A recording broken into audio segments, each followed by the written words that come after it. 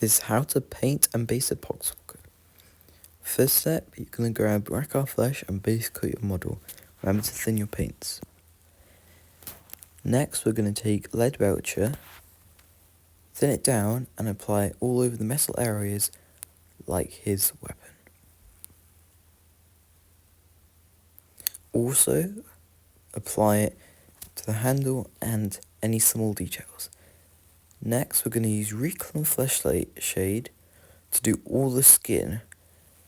I'd recommend trying not to get it on the bone or the tentacles because we will need those Rackar flesh. But if you slip, just go over it later.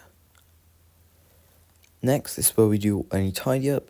So you go over any of the horns and tentacles that you missed. Be careful not to hit the skin, because then you'll have to add Rackar flesh again. Next, we're going to use Mournfang Brown.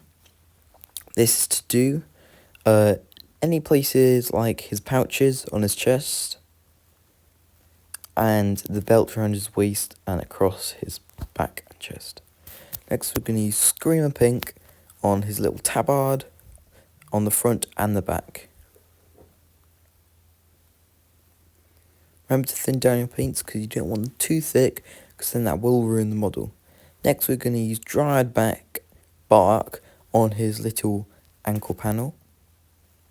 Be careful not to hit the silver. Next, we're going to use Drutchy Violet and Caribou Crimson. You can choose, but I'm going to apply Drutchy Violet to the tentacle on the front and Caribou Crimson on the back. Next, we're going to use Skeleton Horde. We're going to apply this to any of the bone areas. This is just on his head and the back of his arm. Should be relatively easy, just don't let the paint clot. Next, we're going to use Balthasar Gold just to do this little detail on his little tank that connects to his helmet. Be careful not to hit the silver parts. Next, we're going to use Beltan Green just to go over any of those little boils or dots on his body. Be really careful and just take your time. Next, we're going to use Black Templar. We're just going to blob this all over his weapon to make it really dirty.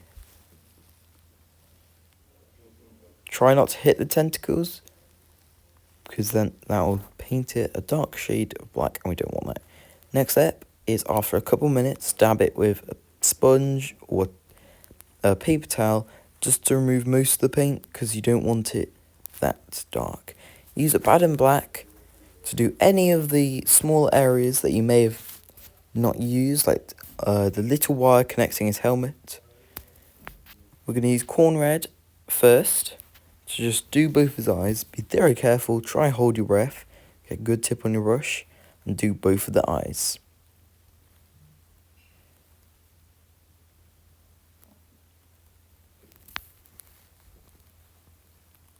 We're now moving on to using Menth Stone Red. Try to get a slightly smaller dot just in the middle. Try to be very careful. Remember, hold your breath and get a really good tip on your brush, and make sure your paint isn't too thick. Next, we're going to use White Scar to just put the smallest dot you can do in the centre of the eye. This just gives it some extra definition and makes it stand out. It also represents the pupil. Next, we're going to use Nihilide Oxide. Be very careful with this step and just plonk it inside those dips and areas in his weapon to get an oxidization effect.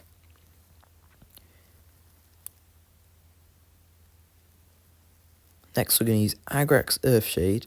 Just go over any areas like his knee thing, the metal on his knee thing, the canister on the back, his cloak, and any of the Mournfang Brown areas like the pouches on his chest and all the straps around him.